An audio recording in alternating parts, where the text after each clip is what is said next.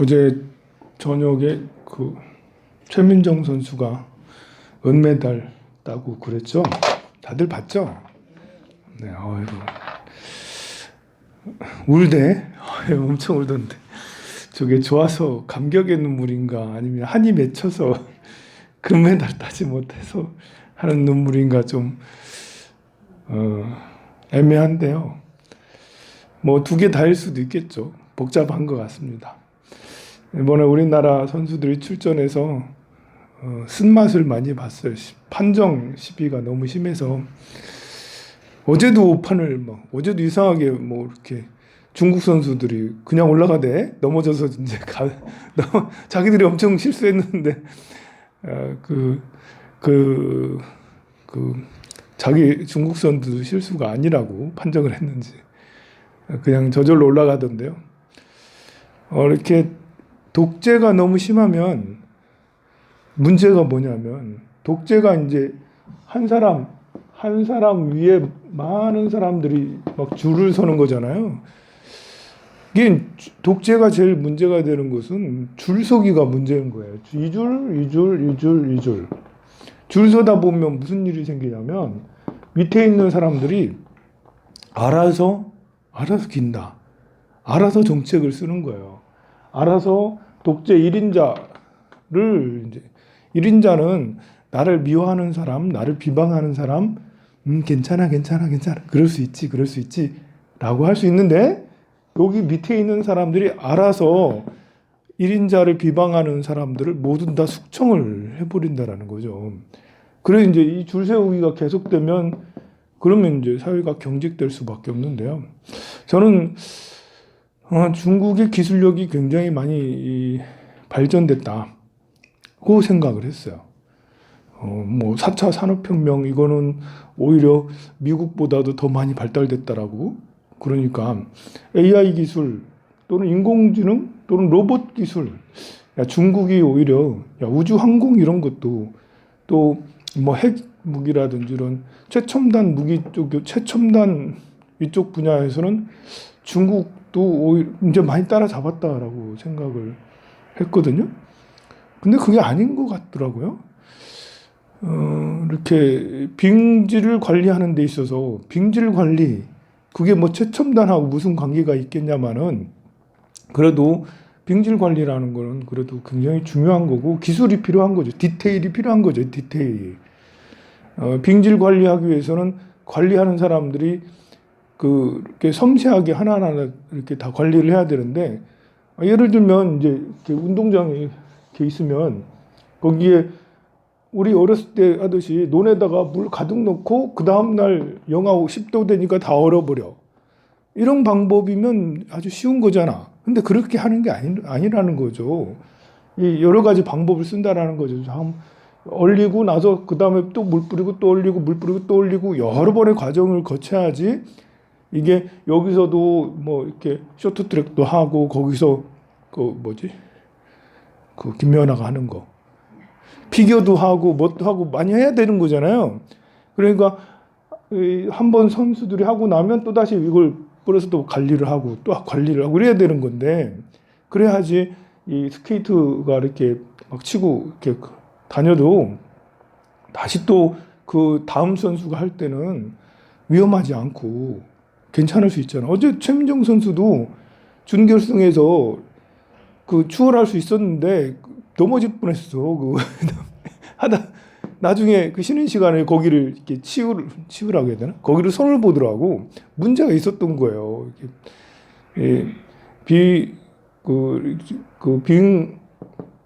얼음도 잘 관리를 하면 사고가 나도 덜 나고 또 사고가 나도 부상이 덜 할 수가 있는데 그냥 이렇게 쿵 해놓고 얼려놓고 이러면 이 사고가 나면 대형 사고가 날 수가 있죠.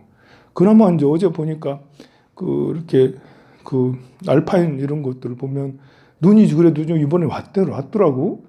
근데 엊그저께만 해도 눈이 안 와가지고 전부 다 인공눈으로 만들었는데 인공눈으로 만들다 보니까 이게 눈 스키를 타는 게 아니라 얼음 위를 타는 거예요. 눈이 다 젖어가지고 생각을 해보세요. 이 절벽에서 쭉 활강을 하거나 막 그렇게 막 왔다 갔다 하고 있는데 여기를 눈으로 내려오는 게 아니라 얼음을 타고 내려온다고 생각해봐요. 얘가 무시무시하잖아요.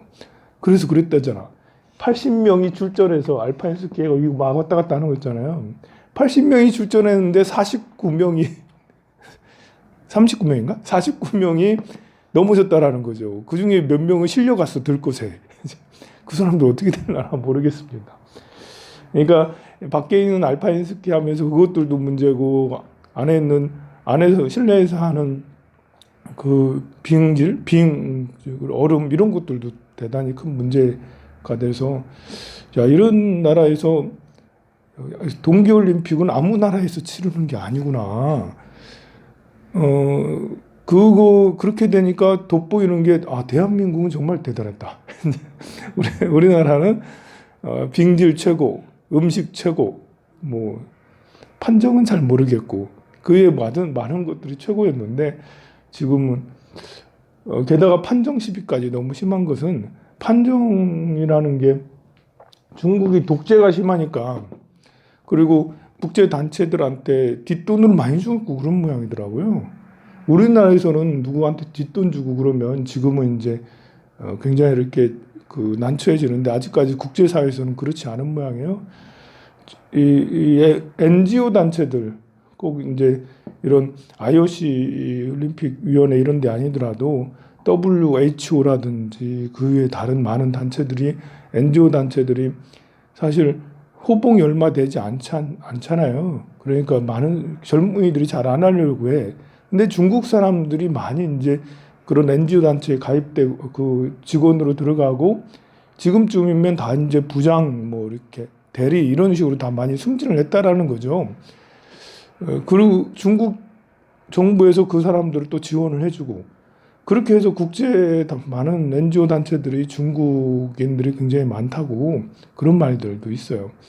그런데 그게 나쁜 건 아닐 수 있는데, 그것이 독재가 있으니까 그 밑에 있는 사람들이 저런 식으로 이제 불법을 저질러서 판정 시비를 불러일으키고 그렇습니다. 그래서 반중 정서가 우리나라만 심한 게 아니라 세계적으로 반중 정서가 심해지고 있는데, 결코 바람직한 건 아니죠. 어느 나라가 이제 이렇게 저렇게 독재로 흘러가고 하면 옆에 있는 우리나라는 사실 위기인 거예요, 위기. 중국이 좀 평화롭게 이렇게 민주주의 국가로 발전하면 옆에 있는 나라도 우리나라도 나름 행복할 수 있는데, 저런 식으로 우리가 중국을 미워할 정도로 오래되면 서로 위화감 생기고 좋은 게 아니잖아요. 중국이 이제 이렇게 경제 발전을 크게 이루어서 지금 중국에 들어가서 이렇게 여행을 하다 보면 중국 주택들이 굉장히 많이 좋아졌어요. 그래서 아파트가 뭐 우리나라 아파트보다 훨씬 시내, 우리는 울산광역시가 이제 우리나라 10대 도시 안에 들어가잖아요. 중국의 10대 도시 중에 한 군데라도 가면 울산시보다 훨씬 더 좋아요. 아파트나 시설이 훨씬 더 투자를 많이 했는지 뭘 많이 했는지 엄청 좋은데, 미국하고 미중 무역 갈등, 이 미중 무역 갈등에서 누가 승리할 것인가? 사실 이것은 아무도 알 수가 없죠. 미국이 훨씬 더 유리하죠. 왜냐하면 이렇게 GDP 총액을 한번 생각을 해보면, 규모를 생각을 해보자고, 얼마나 중국하고 미국하고 차이를 한번 생각해 보면, 한 재작년인가요? 작년쯤에 미국은 21조 달러, 22조 달러 뭐 이 정도 됐어요. 중국은 15조 16조 달러. 그래서 3대 2 정도 되는 경제 규모가 이제 3대 2 정도 돼요. 인구야 뭐 여러분들 알다시피 여기는 3억 3천이고 여기는 14억이죠. 인구가 압도적으로 많아요. 그래서 총 GDP는 중국이 많이 따라왔지만 1인당 GDP는 이제 1만 달러. 1만 5천 달러 아직 안 됐죠? 1만 5천 달러 됐나? 미국은 6만 5천 달러예요. 1만 달러 대략 6대 1이죠. 6대 1. 그래서 개인당 이제 이렇게 그 한 사람당 GDP 차이는 매우 큰 차이, 6대 1이니까 큰 차이예요. 그러나 이렇게 인구가 많다 보니까 경제 규모가 커서 몇 년 뒤에 2028년도쯤 되면 중국이 경제 규모를 초월할 수 있다라고 그렇게 예견을 다 하고 있죠. 다들 그렇게 생각을 해요. 2030년이 되기 전에 미국의 그 GDP를 총액을 능가할 것이다 라고 그렇게 얘기를 하는데요. 그러면 당연히 이제 1만 5천 달러나 2만 달러 정도 되겠죠, 1인당.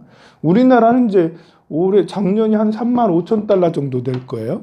우리나라도 코로나에 비해 코로나지만 그렇지만 GDP는 성장을 했어요. 재작년 말에 3만 2천 달러 막 이랬으니까 이제 3만 5천 달러가 될 거예요. 이제 작년쯤 이래 되면. 그러면 이제 3만 5천 달러가 이렇게 그 나라의 1인당 GDP라고 할 수가 있으니까 그 기준으로 삼아서 생각을 해보면 그 사람들의 생활 수준 뭐 이런 것들을 이제 우리가 미루어 짐작할 수 있죠. 우리나라는 3만 5천 달러지만 살아가는 모습은 4만 달러 이상인 사람들처럼 살아가고 있죠. 사람들 수준이 굉장히 높아요. 또 이제 여기에서 또 다른 비교거리들이 있다면 이제 1만 달러라고 살아가고 있지만 빈부의 차가 진위 개수가 우리가 1.3인가 1.4인가 그래요. 근데 중국은 진위 개수 0.3, 1.4, 0.4. 진위 개수 0.4인가? 그래도 진위 개수 중국이 굉장히 높습니다. 이제 이렇게 진위 개수가 1점대로 하나, 0점대로 하나. 예를 들면 뭐 우리가 1.4면 중국은 1.7, 6 정도, 5 정도, 6 0.4인지 0. 하여간 좀 높아요. 이게 조금 높은 게 아니에요. 이게 1.4 밑으로는 안정적인 거고 1.5 위로는 폭동이 일어날 수 있다라는 거예요. 그러니까 중국의 그 경제 불평등, 우리나라도 이제 어제 대선 토론회 이런 거 보니까 이제 우리나라도 경제 불평등이 심하다라고 하고 있는데 사실 1인당 GDP 이런 것들 진위 개수, 사람들 최고 수준과 최저 수준의 이런 차이가 우리가 생각할 때는 더 벌어졌다고 생각하잖아요. 여러분들 체감이 그렇잖아요. 더 벌어진 것 같아. 아무래도 우리 상류층하고 밑에 있는 층하고 너무 차이가 많이 나는 것 같아 라고 그렇게 생각하고 있는데 사실은 그 진위 개수를 이렇게 추이들을 살펴보면 지금 현재 정부에서 많이 줄어들었다라는 거예요. 그러니까 우리가 지금 이제 이렇게 언론에서 그런 것들 얘기를 안 하고 오히려 그 불평등이 너무 심해졌다라고만 이야기를 해서 그렇지 이런 진위 개수나 공식적인 치수를 살펴보면 약간 줄었어요. 점점 줄고 있어요. 박근혜 시절, 이명박 시절보다 훨씬은 아니지만 조금씩 줄어가고 있다는 말이죠. 물론 이것이 우리가 피부로 느껴질 만큼은 아직 아니죠. 하지만 아주 다행인 것은 조금씩 격차를 줄여가고 있어요. 그 격차를 더 줄여야 되지 않겠어요? 다음 정부에서는? 다음 정부도 참 중요하다는 것을 우리가 알 수가 있죠. 이런 국제 관계를 통해서 진위 개수가 너무 높아. 물론 미국도 진위 개수가 좀 위험한 수준이에요. 거기도 경제적으로 불평등한 이런 게 많기 때문에. 하지만 중국은 폭동 수준에 이를 정도로 이게 심해요. 그런 것들을 중국에서는 모두 다 언론 통제를 하죠. 통제 사회. 미국은 자유사회. 여기에서 이 통제사회가 어떻게 이만큼까지 1만 달러 그리고 16조 달러까지 성장을 했을까? 이건 약간 미스테리이긴 해요. 정부 주도 성장 이런 거잖아요. 정부 주도 성장. 성장이 어디까지 이룰 것인가? 최상의 성장, 민주주의만 가능한 거 아니야? 그걸 보여준 게 대한민국이죠. 대한민국은 민주주의 발전과 함께 경제 성장도 이뤘고, 그리고 이렇게 경제적으로는 8위, 9위, 세계에서 8위, 9위에 이르렀어요. GDP로 규모를 이렇게 보면. 우리나라가 스페인이나 러시아보다, 캐나다보다 앞에 서 있어요. 조금 있으면 이태리도 추월할 거예요. 그러면, 그런데 그것과 함께 민주주의도 같이 성장을 했어요. 민주주의 성장을 하면서 경제 성장도 같이 이루는, 그러니까 옛날부터 경제학자들이 얘기하던 그런 자유를 이루면 경제도 좋아진다라는 것은 우리나라가 표본이에요. 그런데 이제 그 반대가 중국이죠. 중국은 반대잖아. 중국은 언론을 통제하고 완전히 독재인데도 경제 성장을 이뤘어요. 그것이 안정적으로 계속 갈 것이냐. 또 우리나라도 신기한 거는 뭐 이렇게 전체적으로 민주주의가 성장하면서 경제도 성장했지만 각 정권들을 살펴보면 민주정부라고 해야 되나? 조금 이제 너무 독재가 심하거나 관리하거나 그런 정부보다 오히려 민주정부일 때가 더 안정적으로 더 빨리 발전하고 했었던 것들을 알 수가 있죠. 지난 5년 동안 별거 아닌 것 같지만 국제적으로 우리나라 위상이 굉장히 높아지고 수출이나 이외에 많은 것들이 다 좋아졌어요. 심지어 방산 분야까지 다 좋아졌잖아요. 그래서 무역 수출, 무역 규모도 이제 계속 성장해서 추월했고, 어쨌든 이렇게 독재로 있을 때는 야 우리나라 헬 조선 이러면서 야 이거 우리나라 살고 싶지 않다 떠나야겠다 이런 사람 많았지만 지금은 이제 지금도 역시 좋지는 않아요. 하지만 민주주의 성장과 함께 가는 것을 보여줬는데 중국은 너무 이상하다라는 거죠. 세계적으로 독재를 해가지고 성공한 나라를 본 적 있는가? 어느 나라가 러시아? 그래 러시아. 하지만 러시아를 성공한 나라라고 하기는 어렵거든요. 아직도 우리나라가 더 낫잖아. 경제 규모 우리나라가 더 나아요. 러시아는 진정으로 성장한 나라인가? 러시아는 자원 팔아서 먹고 사는 나라예요. 기술력으로 성공하거나 이런 게 아니라고. 뭐 이렇게 또 러시아 사람들의 어떤 삶의 질이 좋아져서 그런 게 아니라고요. 그러니 러시아 없어. 독재를 했는데 성공하는 나라. 싱가포르는 독재라 하기보다는 이렇게 법이 굉장히 탄탄하게 법률이 굉장히 강하다고 할 수가 있겠죠. 그 외에 독재를 해서 좋아진 나라보다는 독재를 해서 말아먹은 나라가 전 세계 거의 반 이상 돼요. 우리가 민주주의 국가니까 다른 나라들도 이럴 거라고 생각하지만 전 세계 지도를 쭉 살펴놓고 보면 거의 대부분 독재 국가고 정치적으로 굉장히 불안해요. 정치적으로 안정된 곳이 경제 성장을 잘 이룬 곳이 많아요. 그래서 특이하다. 우리가 이제 나쁜 놈은 잘 사는가? 아니, 부자는 나쁜가? 여러분들 어떻게 생각해요? 부자는 돈을 나쁘게 벌었나? 아니면 착실하게 벌었나? 이걸 우리가 늘 의문을 갖잖아. 부자는 착실하게 벌었나? 나쁘게 벌었나? 이렇게 재벌들이 우리나라 성장을 할 때 좀 의혹들이 있긴 하죠. 삼성도 몇 가지 많은 의혹들이 있고, 뭐 현대도 특혜를 많이 받았고, 많은 대기업들이 특혜를 많이 받아서 정부의 특혜로 성장한 재벌, 대한민국 그렇다 할 수 있지만, 뭐 그거야 이제 경제 성장의 그런 과정 속에서 할 수 있는데, 과연 나쁜 사람이 돈을 더 많이 버는가? 나쁜 사람들은 감옥 갈 확률이 더 높아요, 사실은. 이제 최순실 감옥 가셨잖아, 이렇게 보살님이 감옥 가셨어. 이제 최은순 보살님은 언제 가실라나? 이제 안 가실 수도 있고, 이제 이번 선거에 따라서 최은순 보살님이나 김건희 보살님 안 갈 수도 있어요, 그죠? 그런데 소문에 의하면 이들이 해먹은 것이 속지가 않다. 이제 땅을 19만 평이나 갖고 있대. 뭐 그게 임야일 수도 있고 대지일 수도 있겠지만 경기도 지역에 19만 평 거의 이제 소규모 신도시 정도의 땅의 크기를 가지고 있다라는 거죠. 야, 그 땅들은 어떻게 샀나? 이제 정상적으로 기업 활동을 해서 공장을 돌려서 아니면 영업을 해서 이렇게 안 그러면 부동산 투자라도 잘해서 그렇게 됐나? 아닌 것 같다. 이제 아무리 부동산 투자를 잘해도 19만 평이 옛날에 그 90년대 땅 한 평 없던 이런 이제 그 최은순 그 가족 일가가 그 20년 30년 동안 그렇게 해서 부동산 투자를 얼마나 잘해가지고 19만 평이나 되는 그 수천억대 자산가가 될 수가 있냐고요. 천명까지 다 하면 수조원대가 될 수도 있겠죠.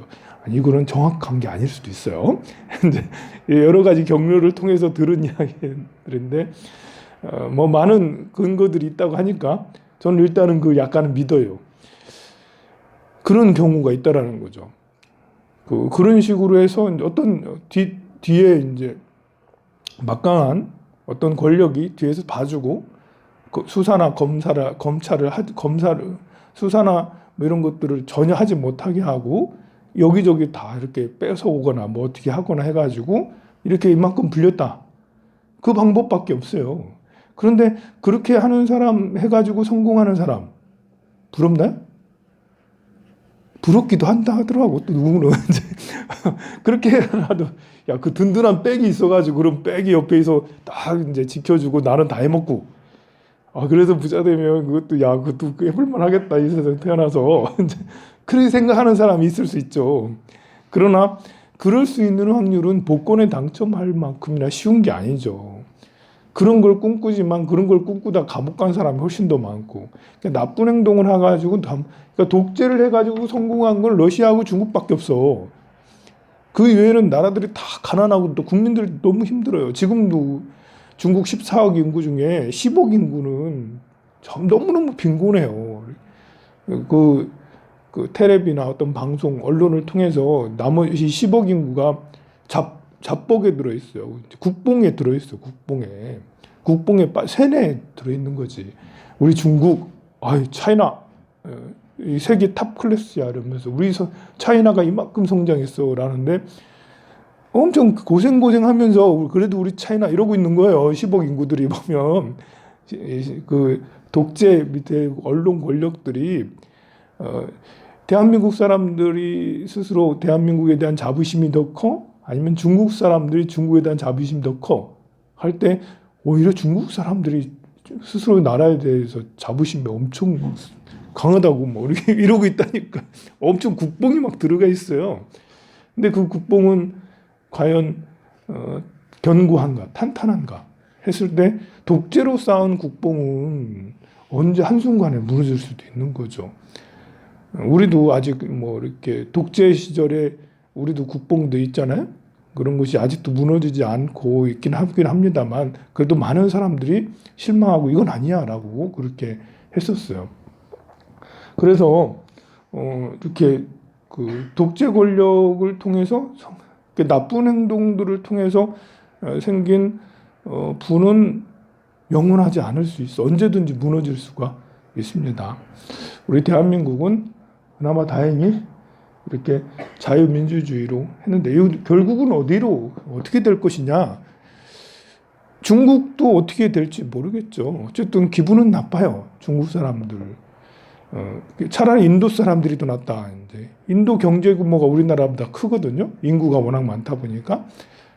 그렇지만 중국만큼 아직 성장을 못했고 미국은 과연 중국을 떨어뜨릴 것인가? 중국은 여기에 대항해서 성장할 것인가? 어떻게 될 것인가? 우리나라는 요 양 사이에 왔다 갔다 하고 있는데 어떻게 될지는 모르죠. 그러니까 외교에 미국 친미만 할 수도 없고 친중만 할 수도 없는 것은 뭐 당연하다 싶기도 합니다. 성불하세요. 네.